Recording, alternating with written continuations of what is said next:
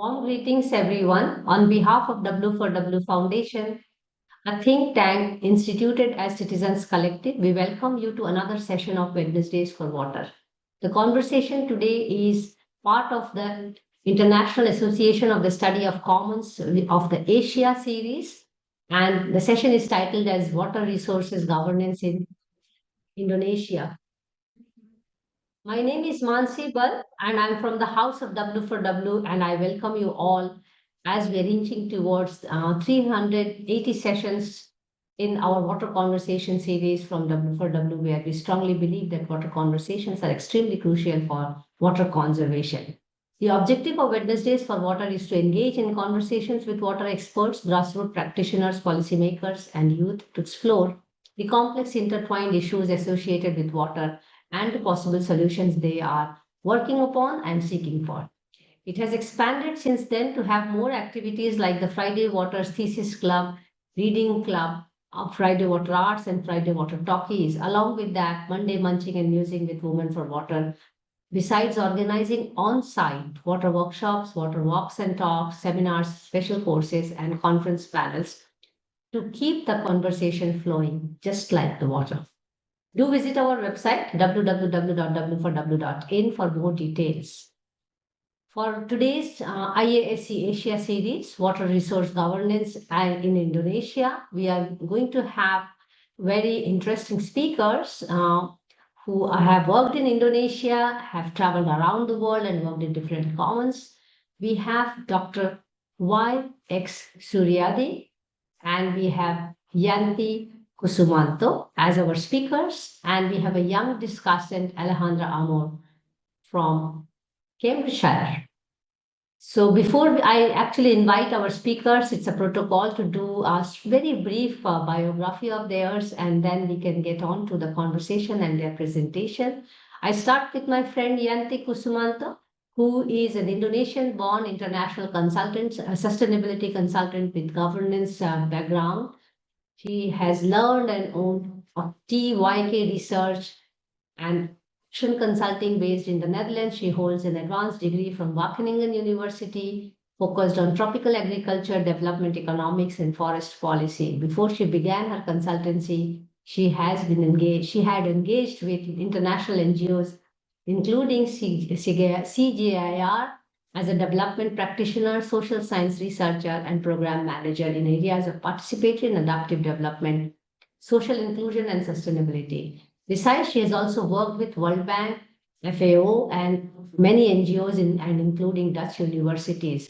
Her expertise has delivered scientific publications, moderation of international and multinational convenings, collaborative initiatives, manuals, policy briefs, and project proposals. She's currently also in the scientific advisory board of the Bandung Conference 2025 and co-chair of the 2027 IASC Biennial Conference to be held in Makassar, Indonesia.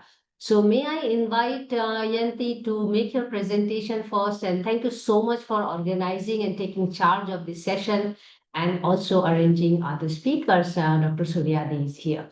Over to you, Yanti, and then I will introduce Dr. Suryadi after your presentation. Thanks. Thank you so much, Nancy. Oh, I do hear some voice trembling. No? Are you here? It's good. We hear you loud and clear. Okay, yeah. Thank you so much, Nancy, for your introduction. Nice introduction. Thank you also for the opportunity to talk on this platform. Yeah, I need to say that I will also be speaking on behalf of Andi Pambudi. He's the main investigator of the research I'm going to talk about, but he is not available. He's hospitalized. So I will do my best to also speak for him. Yeah, please allow me to share my slides so I can start my presentation. Yes.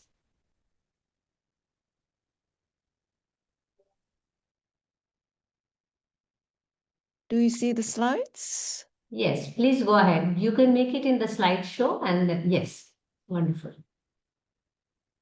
All right. Oh, let me see. I think I will do it. Yeah, all right.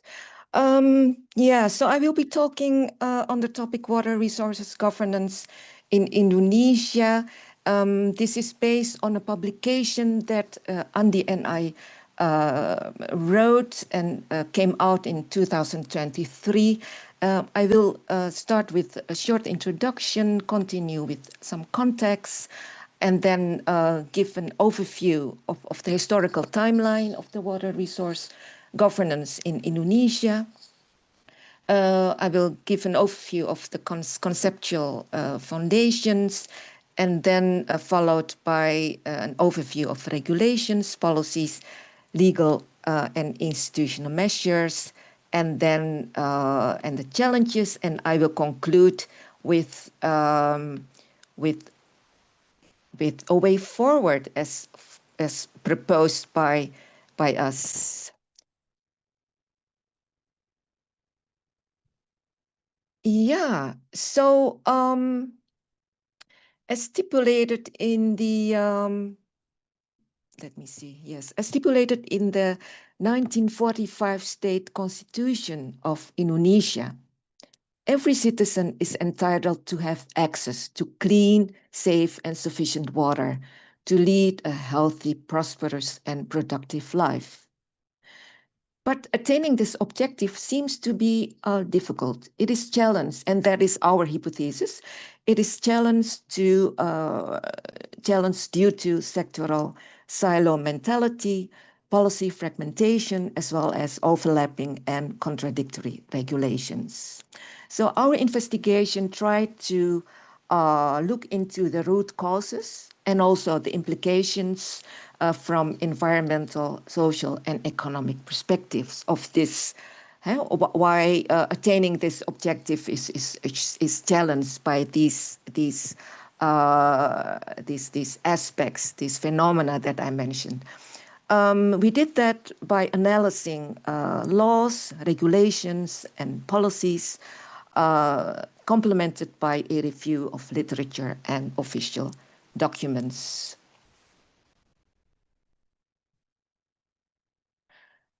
Well, Indonesia is known as the world's largest archipelago with over 70,000 islands, with a total area of 1.9 million square kilometers and a population of over 280 million people.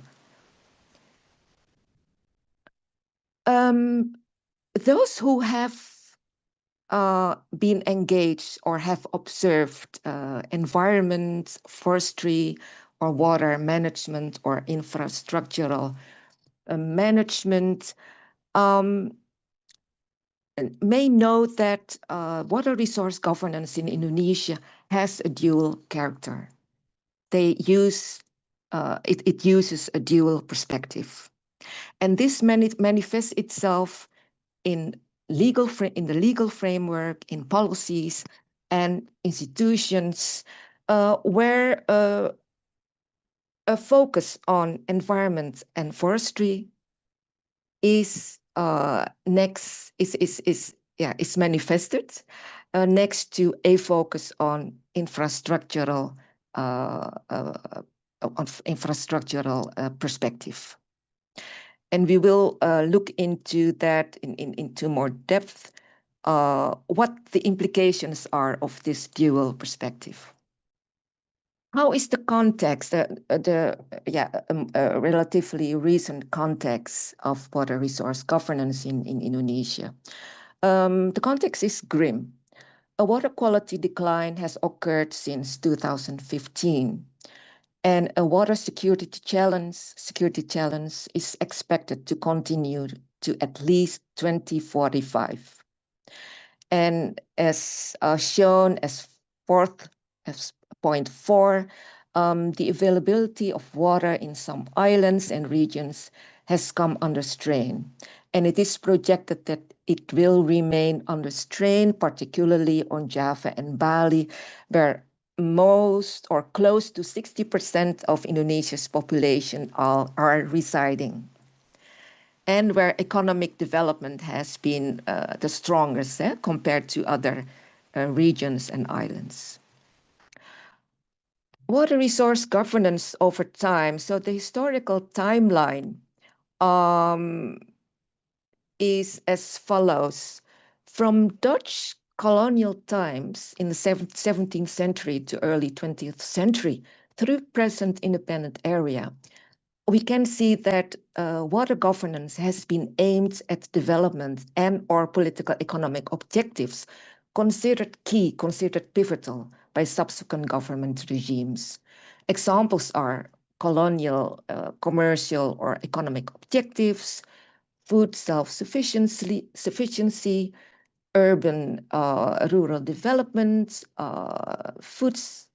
energy and industrial development. These four pictures, you can see these four pictures illustrate how these specific governance focus, water governance focus, manifests itself on the ground from colonial times through present times.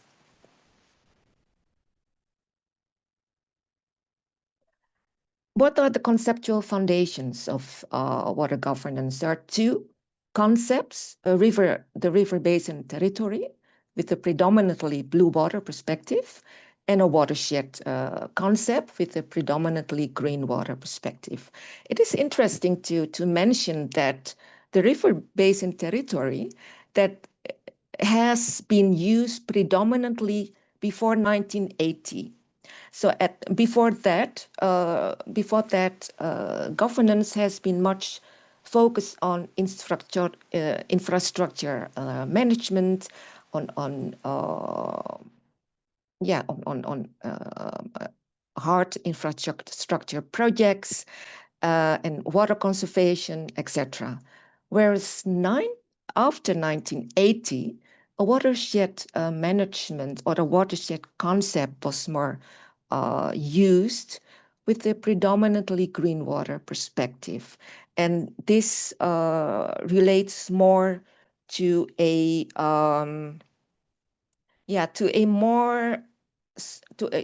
more stronger ecological view or angle.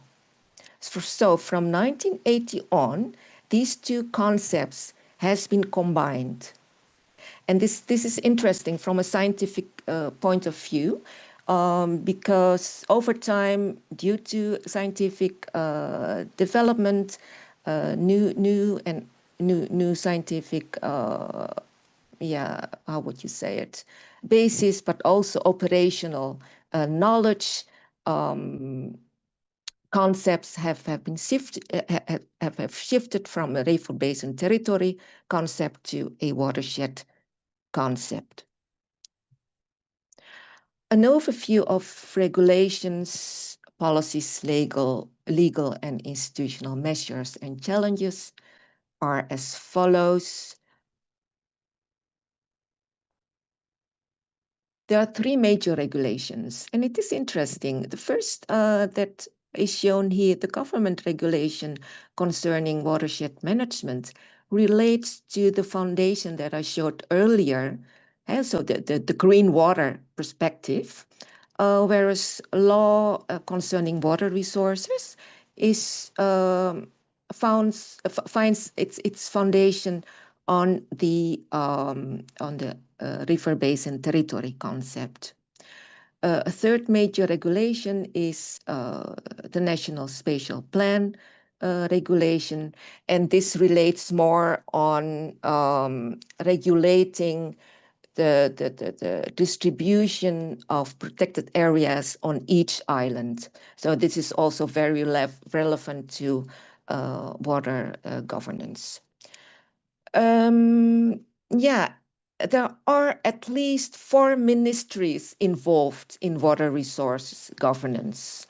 A core role is played by the Ministry of National Development Planning, where Andy is part of. This ministry is responsible for developing medium-term development plans of 5 years, and these plans give mandates to 4 ministries: Ministry of Environment and Forestry, Ministry of Public Works and Public Housing, Ministry of Agriculture and Ministry of Energy and Mineral Resources. Consecutive medium-term development plans from 2004 on until 2024 shows that there is has some adaptations, some changes in focus. Early, in the first period, priority was put on conservation and management of water resources. Subsequently, priority was put on policy priorities on water security, food security and energy, I'm sorry. And then between 2020 and 2024, there was more a wide approach of more, how would you say it? A wide approach of how to balance different approaches, how to balance different perspective. Water conservation with utilization, upstream and downstream, governance, utilization of surface water and groundwater, etc., etc. So that's interesting to see this shift. Legal measures. There are many legal measures, but in our investigation, we focused on two legal measures, the provision of community rights and financial support for implementation of regulations. We also reviewed institutional measures, for example, mandates, law enforcement, planning and technical guides, etc. And main challenges, there are a myriad of challenges and the list is long, but I will share here the main challenges, the core challenges. Indonesia's regulatory framework of water resource governance uses a dual strategy with the aim to effectively engage relevant stakeholders. But due to weak institutional coordination, this strategy seems not to work.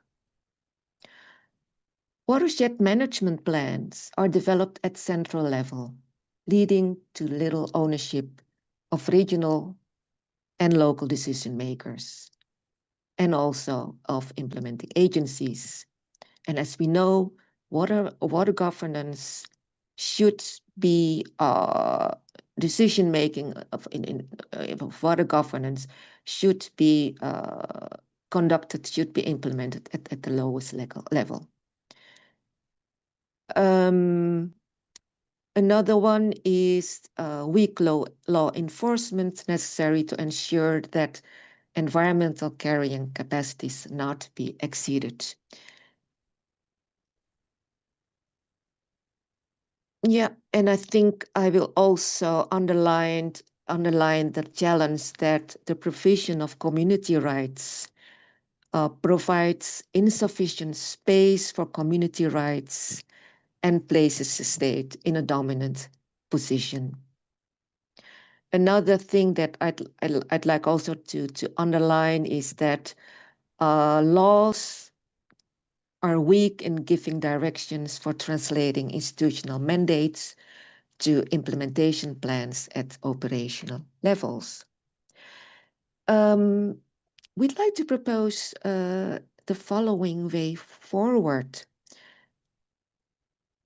Development of water resources governance with an eco-regional perspective, whereby the boundaries of an ecoregion are determined by its hydrological cycle.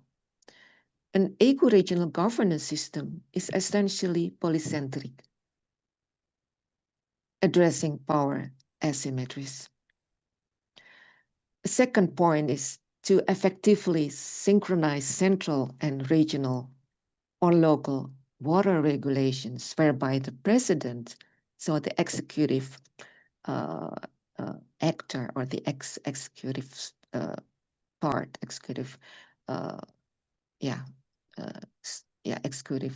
side, as political leader and as institution, should cooperate with parliament, the legislators. A third point is that society-wide participation should be designed in water governance so that there is inclusion of disadvantaged groups like women, disabled, the young. Build check and balances in public institutions so as to ensure continuity in water resources monitoring and evaluation.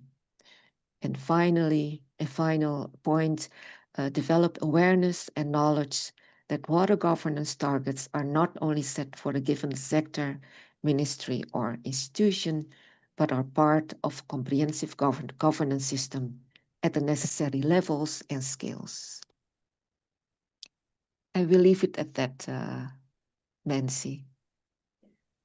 Thank you so much, Yanti, for this crisp presentation and giving an overview of water governance in India. We will quickly move to our next speaker, and I will invite him right after a brief introduction of Dr. Franciscus Suryadi, or we can call him Dr. FX Suryadi.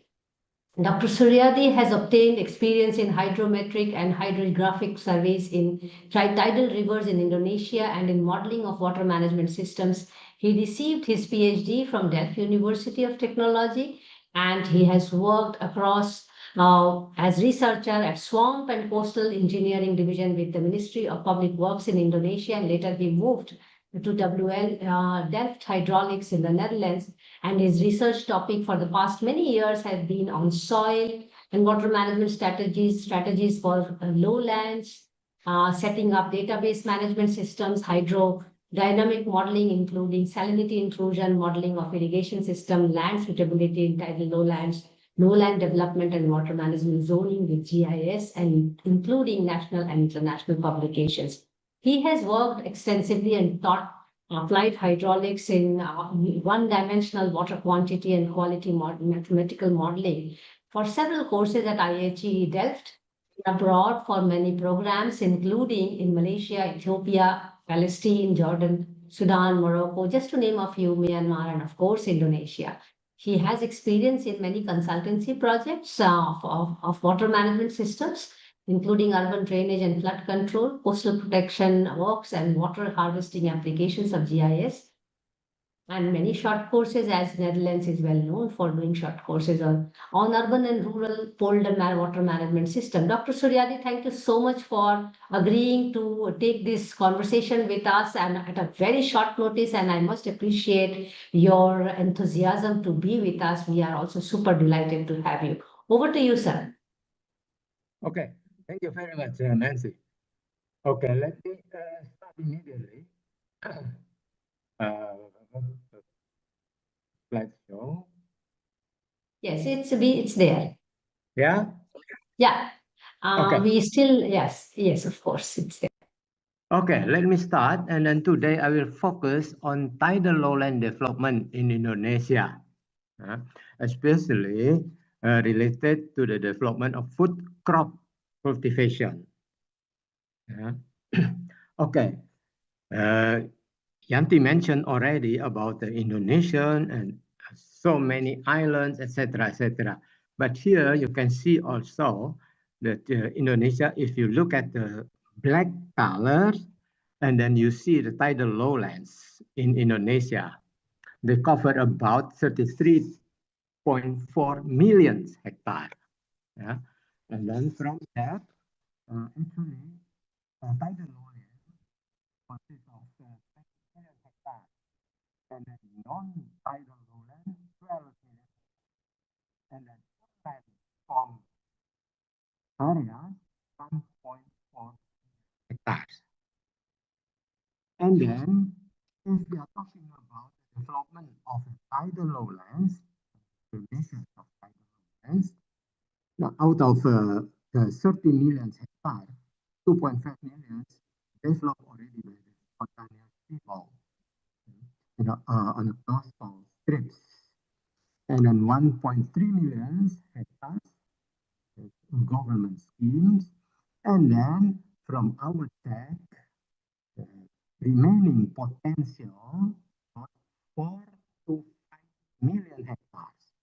So it covers still quite very large area, 4 to 5 million hectares. Then in tidal lowlands, we classify it into what we call it hydrotopographical conditions of the tidal lowlands. We divide it into 4 categories: A, B, C, and D. A is the lowest part.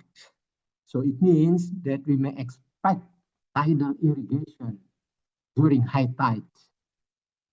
And then B, we can expect also tidal irrigation, but only during rainy seasons. But C is a little bit high. Let's say 50 centimeters above high, high tides. And then D, and the highest part, so we don't have tidal effect anymore. One thing I like to mention, but for category A and B, as I said, we may expect tidal irrigations. So it means during high tide, the high water may flow into our system and then irrigate the area. And then during low tide, the water will flow out and drain out to the main river system. So it means in this case, we don't need any, let's say, hydraulic structure like we do it in the upstream part by constructing a dam over there. No, in tidal areas, we simply use a tidal energy. So during high tide, irrigation; during low tide, drainage. Then, but of course, if we are talking about tidal lowlands in Indonesia, there are special characteristics of these lowlands. Yeah. First, of course, influenced by tidal fluctuation and salinity intrusion. So it means that if we like to develop it for agriculture purposes, we have to check it carefully. Of course, no salinity intrusion. And then the second one, in this tidal lowlands, we have a very specific soil types, peat or peaty soils. And the second one is potential acid sulfate soils, or well known as pyrites. And of course, the third one, mineral soil. So it means if we are talking about water management system here, possible problems during dry seasons, yeah, maybe we may expect the salinity intrusion, and because of the dry, and then we have a peat soils, and then the area could be prone to vulnerable to fire. Yeah? And then during the rainy season, because the area is low elevation, tidal lowlands, especially category A and B, so it means could be flat during the rainy season. Now, because of these specific characteristics, really for these tidal lowlands, we have to consider it carefully about leaching and flushing. Now you can see here, so the picture above is about fire during the dry season. And then the lower part, they did a survey, they checked the acidity of the water and also soil system because of this peat soil and also potential acid sulfate soil. Then again, if we are talking about water governance for tidal lowlands, we can simply check the water balance in the area, in the related area.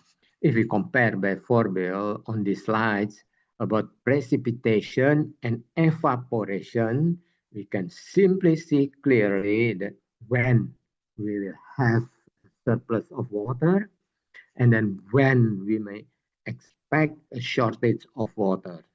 So it means when we need the drainage, and then when we need the irrigation. huh? So of course, for category A and B, mainly drainage really a problem. If a proper water governance can be created in tidal lowlands, you can see here, this is the result. You can develop it for different crops. Left part, I show you some fruits, and then right side, you see they develop it for paddy field. It is one of the scheme by the lowlands in South Sumatra. Uh, Now, what I have heard, the yield is about 9 ton per hectare. So it is really high. So you can imagine if the development will cover so large area, they can produce also very high paddy yield.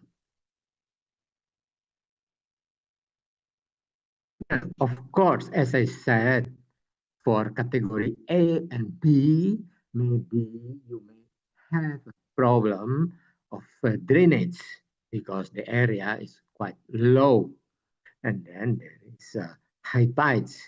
So it means in many cases, you need some hydraulic control structures.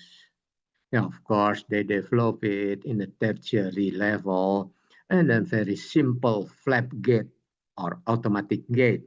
So it means when they may allow water flow into the system and then when they like to have a drainage during low tide. Now, not only control structures with the flat gate, but also they develop a very simple control structures. Below you see there are 3 openings.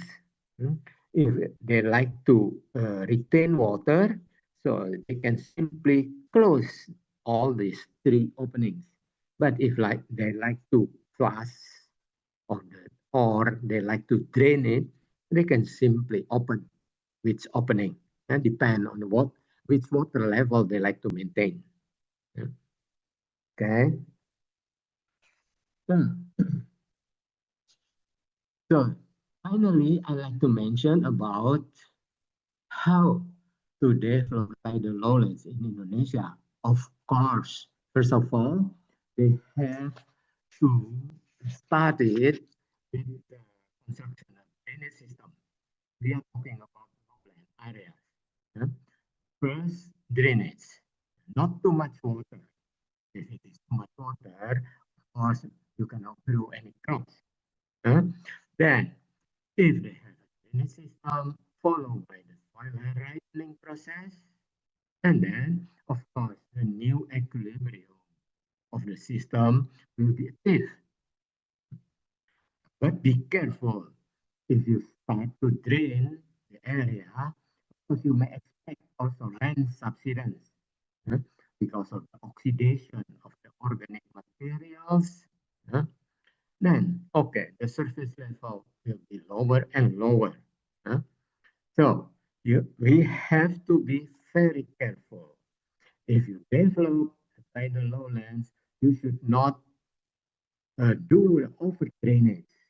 So it means you lower the groundwater level too low. If it is too low, land subsidence is also too big.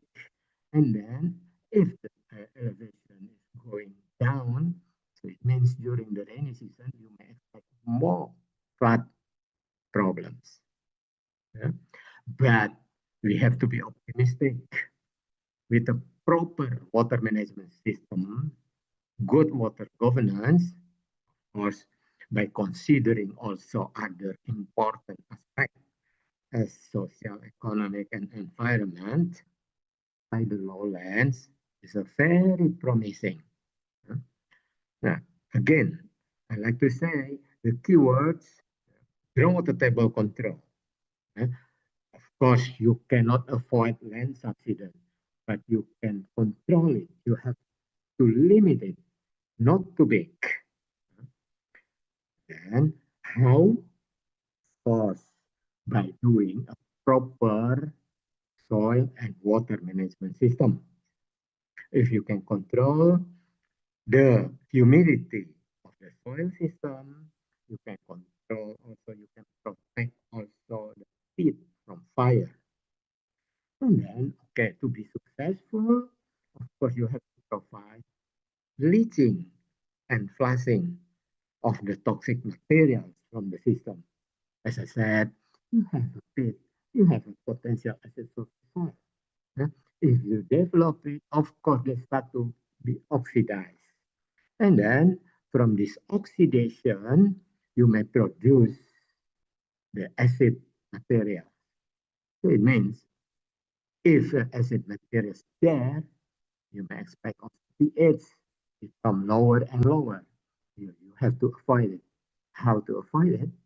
By providing a leaching and flushing properly in your water management system. This is all what I like to say, Nancy. Thank you very much.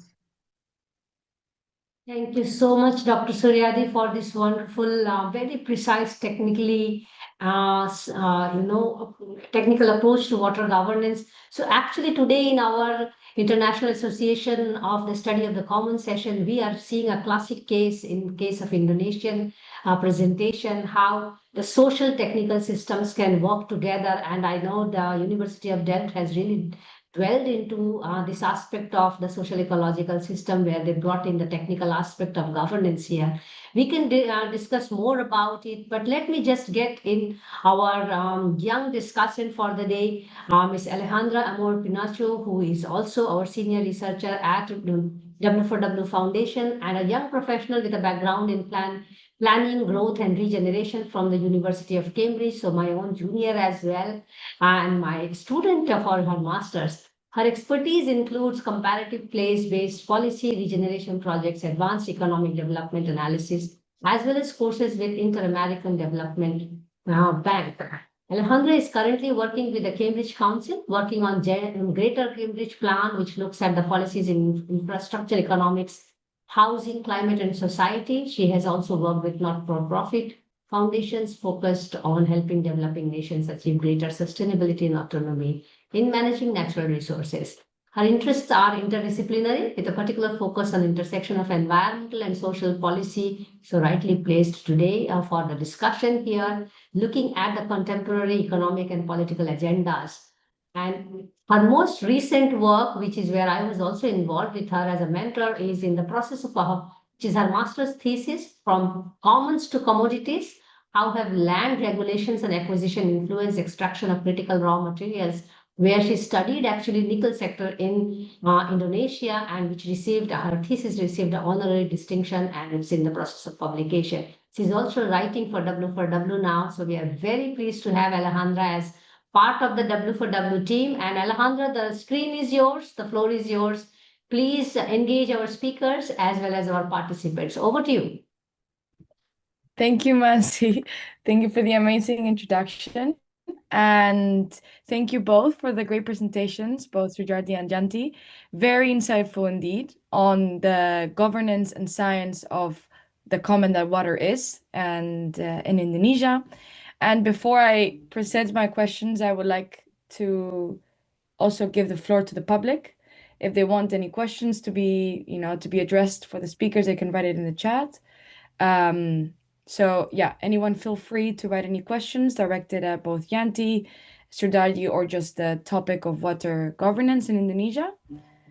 But yeah, so in the meanwhile, I can maybe kind of raise the discussion first on water governance. Very, very, very interesting, especially how you, Yanti, you started on explaining the main constitution of Indonesia and how that, the main regulation of water should be accessible to all. And I just wanted to, out of curiosity, This is a question that came up whilst looking at your presentation. Just a curiosity of how does the community get involved in water governance? So you've talked a lot about the institutional side, laws and regulations, but I wanted to see how, for example, customary people that live in customary land and so communities that are within customary land or traditional land, how do they manage water governance? How do they, as you said, law and regulations can be hard for it to put in practice due to the institutional weakness that Indonesia can have. So I wanted just to see how the community takes action in governing water, in a sense, or work. Yeah, if that makes sense. Yeah, sure. It does make sense. I think that's quite an important question and a challenge as well. Yeah. For government, but also other stakeholders Yes. who intend to more be inclusive be inclusive Yes. towards local communities, indigenous communities. The thing is that the waters, well, we are talking about sectors, not only one water sector.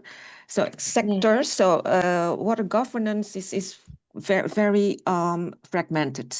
There are different sectors who are mandated to regulate utilization of water resources, but also the distribution of water resources. And I think what I try to also share is that this highly regulated sector, not only sector, different sectors, I think it should be more open up, and whereby different stakeholders are also invited to create conditions where local communities also can participate in water governance. I'd like to mention I mentioned two laws that are the major laws in water governance. And it's interesting to see that only one of the two talk about participation of communities, of local communities. And that is the forestry, environment and forest, the watershed, concerning watershed management. So yeah, if you trace this back to the scientific basis that are the foundation of each of the two laws, then you may perhaps argue that the river basin territory is more has a more a technical perspective, and should be bended to also include local communities, local stakeholders for participating in water governance. Whereas the watershed watershed regulation, they are more open to local participation. So yeah, I'm also with Andy. I'm also a bit looking for ways how to integrate the different perspectives. But Yes. yeah, do I still have time? But the problem may be, you may have heard of programs of integrated water resource management or integrated whatever. So it seems as if the different institutions, the different sectoral institutions, they are intended, actually they're urged to work together. But the problem is how to create conditions that different institutions at different levels, different different arrays could collaborate. I don't Yes. know if This is no, this perfect. Yeah, it answered my question. I mean, raised more curiosity for me. Because it's very interesting to maybe, Suryadi, you can also jump in if you want. I just wanted to, yeah, you said that watershed, the sector of watershed, right, was more participatory, invites more participation.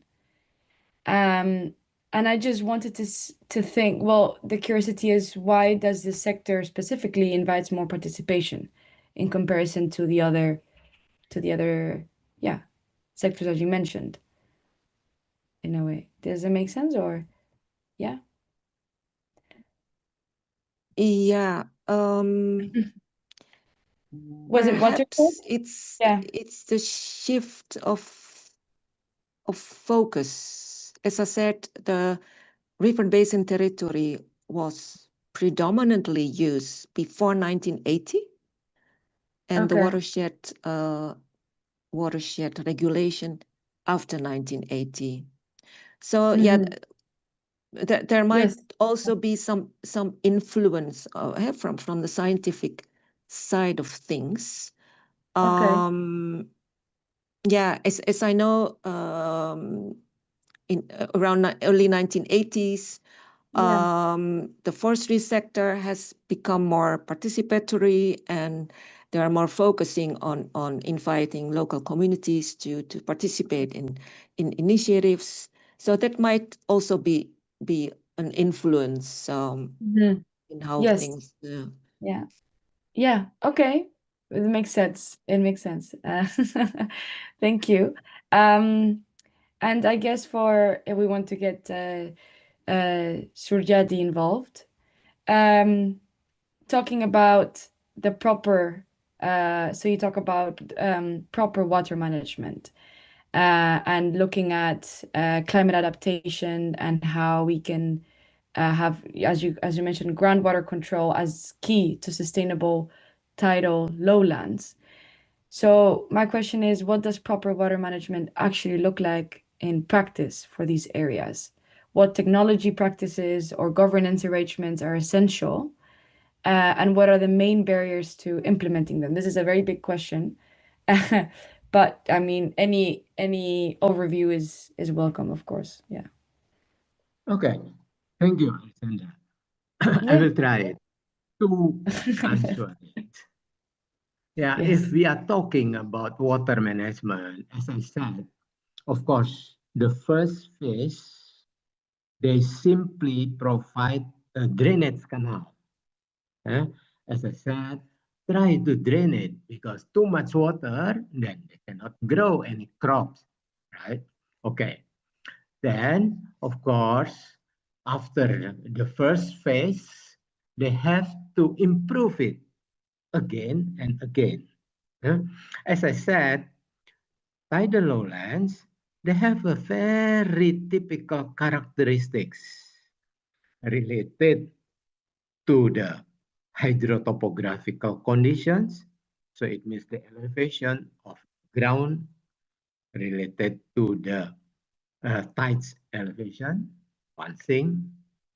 And the second about the soil conditions, composed of peat or potential acid sulfate soils.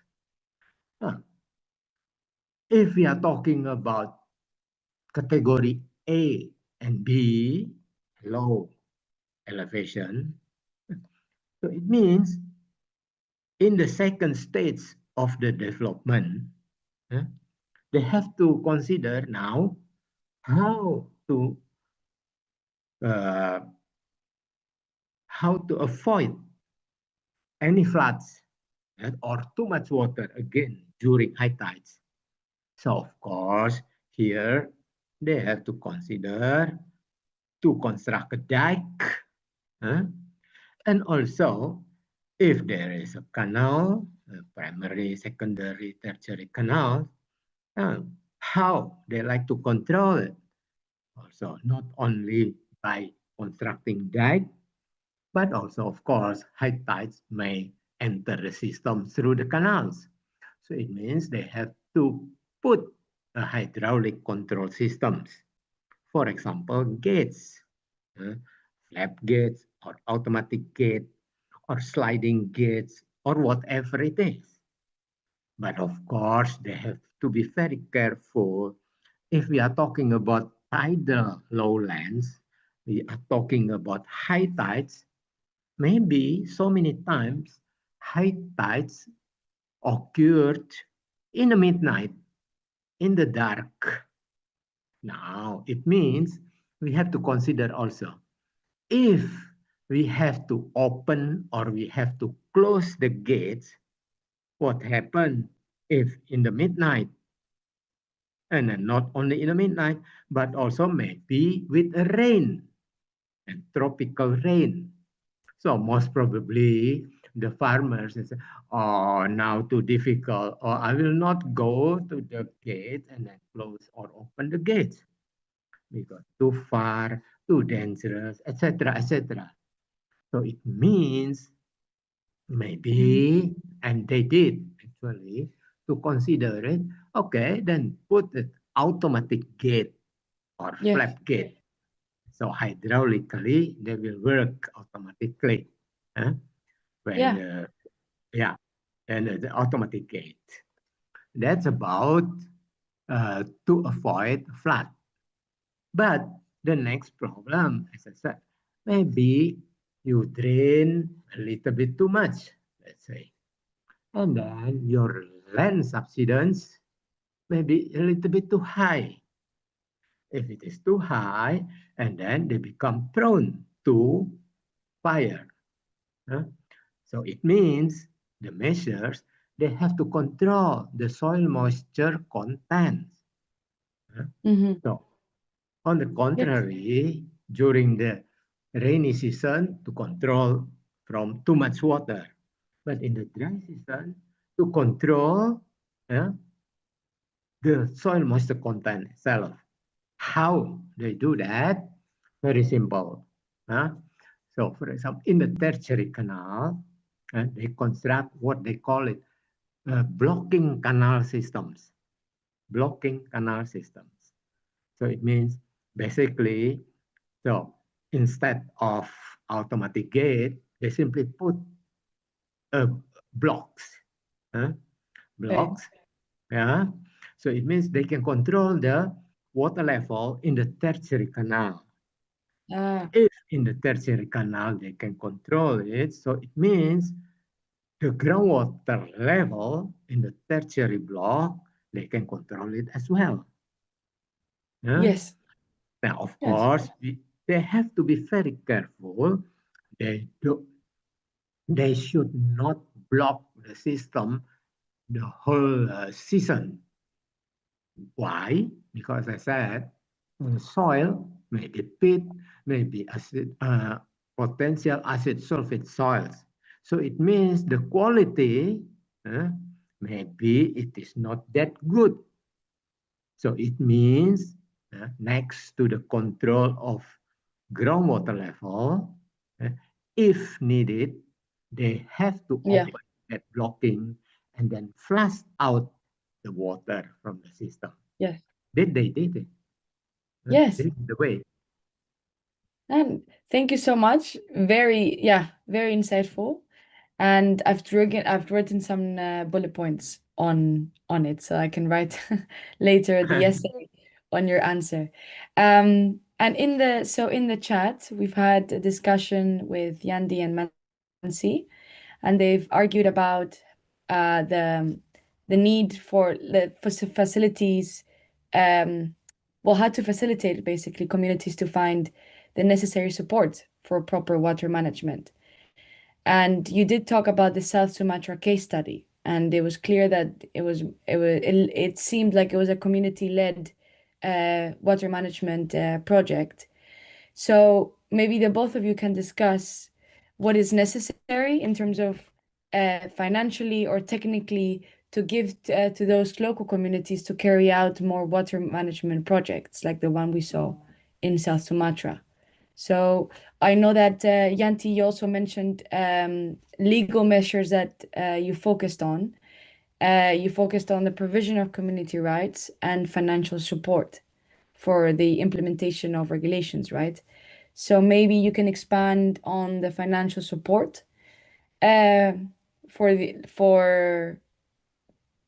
facilitate communities to facilitate communities, for example, in the water management support. And maybe Suryadi, you can focus on maybe what technical support can be used to facilitate community-led water management projects. Yeah, and if you both would like to discuss, or whoever wants to go first in terms of that. Yeah. Shall I do first? Okay. Yeah. Yeah. Okay. Thank you. So this is very interesting. Yeah? Yes. Look, I did join that South Sumatra scheme actually. What we did at the beginning, we set up a pilot block. We selected tertiary blocks, and then we completed with all we need if we are talking about water management. So it means a proper dike, proper water control structures, and also how to operate the system. So it means from the beginning, in the pilot block, we work together with the farmers there, farmer association.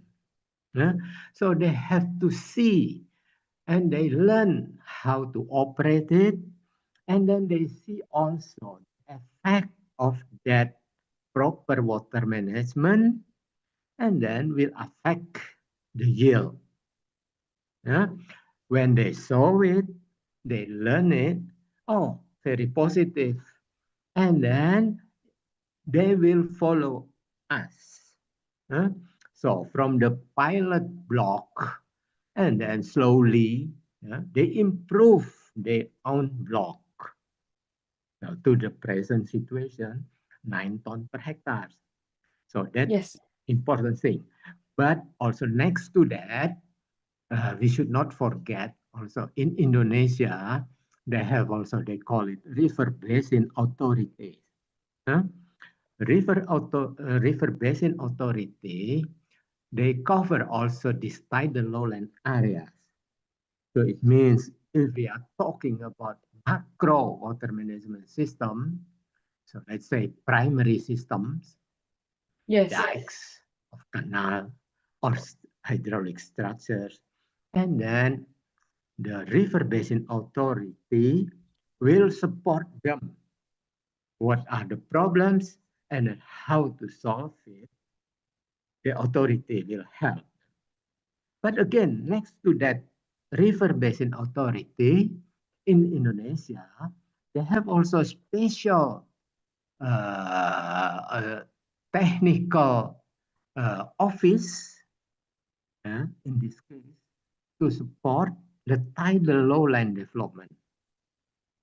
But this institution, they focus on more applied research related to the water and soil systems. So again, so it means in a particular area, very special case with the acidity or with the salinity intrusion, and then they can go to that institution and then report to them, okay, we are facing this problem, and then maybe they can help. And of course, they have to be honest. So it means with this kind of institutions, personally, I'm optimistic if they do it properly like this, we may expect good results. Yes. Okay, thank you. Thank you very much. My pleasure. Yeah, Yanti, if you want to add anything in terms on the financial finance. Yeah, exactly. Yeah. Yeah, I'd like to give an example, and it's not in terms of finance, but you can translate it into a financial financial terms. An example of also Sumatra, Central Sumatra, Jambi, where C4, and I was way back part of C4, facilitated an adat community. And so this community succeeded to maintain their community forest, indigenous forest. And the government was so impressed by this attainment that they built relationship. And that is, I think, the important part of the story. So how would you say it? Long-term relationship between the district government and the community have opened up opportunities to so that the government support them with pipes, water pipes, because they see the benefits of the benefits of this forest, adat forest, that it's kept kept in good shape.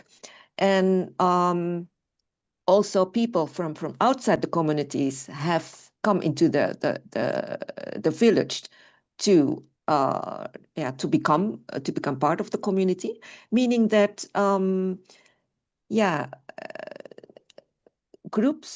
local groups have spontaneously built relationships and become part of a local indigenous community, and that is unique. Sometimes you may have known of the case of Maluku, that that people are quite cautious if external groups are coming to live into their territory. So I think that there are different aspects that can show that building relationship between public institutions and communities are quite key. But in our case, an external facilitator was necessary. That's so in bringing the community to deliberate with government. So here are different actors, different groups that are necessary for making a learning what would you say, a learning platform between the different different groups, different actors. But it's it's very nice to see that happening. And I mean, I agree, the link between public institutions and local communities is key, just because of the transfer of power that can happen. And you've got the community power, and being able that community power being able to translate into public institutions as well is key, I think. I'm just gonna So I see that there's three people, Agus, Sunita, and Triyono. If you wanna raise your hand or pop a question in the chat, please do so. I know that Mansi has put a question in the chat, so we can go ahead with hers, but please feel free, because I think the discussion might be running to an end soon. So this might be your last chance to ask a question to the amazing speakers. Okay, so Mansi's question is, how do you see the role of transdisciplinary professionals in working on such multi-sectoral water governance? So I guess it's a group of stakeholders. How do you see them working in such a fragmented and multi-sectoral projects that water governance can be? I think it's a question addressed to both, I guess. This is from Mansi. Interesting question, Mansi. Well, my experience, but I'm talking about a period of perhaps more than 20 years, meaning that I've started to see myself as how would you say it, an agronomist, So based on a technical discipline. But then along the way, while working together with local communities, I needed to learn also from practice and to also embrace other disciplines. So when going back to the office or to going back home, then I started to also try to how would you say it, to study or to embrace different perspectives. So I'm always thinking of the example of Leonardo da Vinci. He's a scientist. He's a scientist. He's also an artist. And he's also an entrepreneur, but also an inventor. So it's amazing. I mean, so if you start as a scientist, but then if you'd like to contribute to society, I think you should be open to embrace all kinds of disciplines and to learn as well. I don't know what about Pak Suryadi. What do you think? I agree with you. I agree with you, Yanti. Yeah. Great. Especially Dr. Completely. Suryadi coming from a very highly technical background and working with community, I'm very intrigued, I mean, how do you cross bridge these social technical systems? Okay, Nancy, thank you. Look, I'm a simple person. If I go to any tidal irrigation schemes, of course, we should study first what are the problems there, and then how about the potential of the area, and then after that, what are the constraints, and then based on that, of course, we have to discuss with the farmers there, with the people there. Now, this is not an easy task. Huh? But for example, in Indonesia, actually, if we are talking about coordination, there are some institutions. In this case, maybe Planning and Development Board for the Regional Planning and Development Board, BAPDA. And of course, they have also Public Works Services Office. And then they have also farmer associations. And then, if possible, of course, please work together, discuss it. What are the problems, potentials, and constraints? And then, based on that, try to discuss to develop a possible solutions. From engineering aspects, of course, we should not think, okay, we can develop a very sophisticated hydraulic structures. No, it is useless. But we have to discuss it together. And then most of the cases, we can find out, let's say, the proper solution for that. So for example, now, few months back, I have heard also the government, the Planning and Development Board, they try to assist, to help not only special tidal lowland schemes, but also to the special area, to the special local area. As Yanti said, the Adat area in South Kalimantan. And then discuss it and then try to find out the possible solution for that. But it works, I must say. Yeah.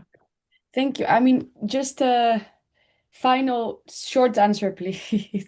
But I just had this small question and then we can sum it up and finish it, but keep it very short. I just wanted to just the question that came up when I heard when we talk about communities and adat and customary rights and traditional rights. Do you think that a lot of people that live in these customary lands, do you think that they sometimes oppose such water projects, or that they might be not very supportive or participatory when it comes to, I mean, medium to large water management projects?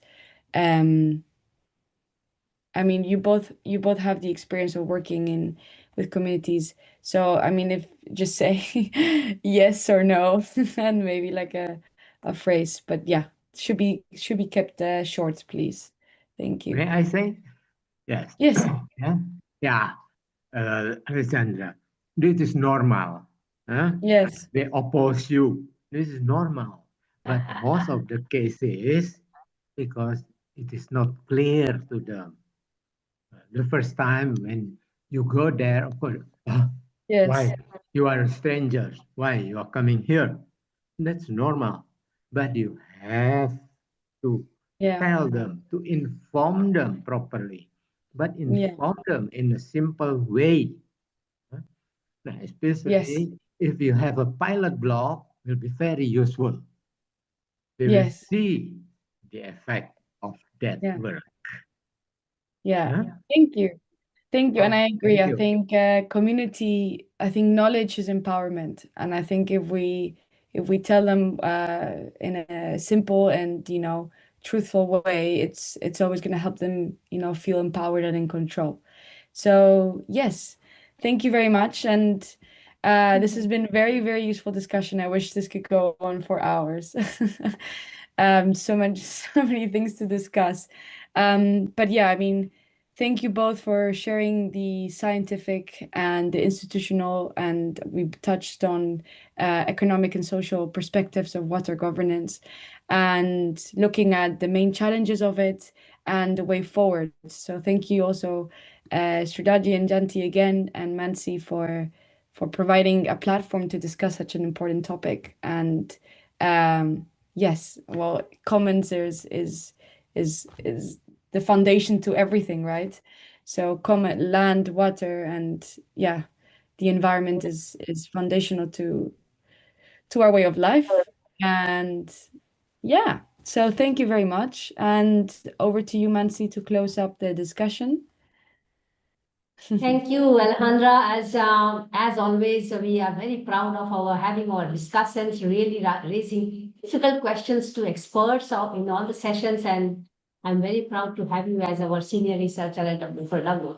Thank you, Yanti and Franciscus, for this wonderful discussion. You really reminded me of the ethos of commons, as we have been talking about through Eleanor from Scholars Group in the International Association of the Study of Commons, and very well fitted. And importantly, when you brought in the Adat example, I almost felt that I was working with you in this project, in this presentation today, because I will highly recommend and request both of you to come forward, and maybe we can think about doing secondary research on dual design principles of Ostrom's work on collective action, and see how the tidal lowland project can be put into a scientific publication together. So that's an offer from this conversation today, and I'm sure Alejandra has a lot of meat to write about Yes. the forthcoming essays.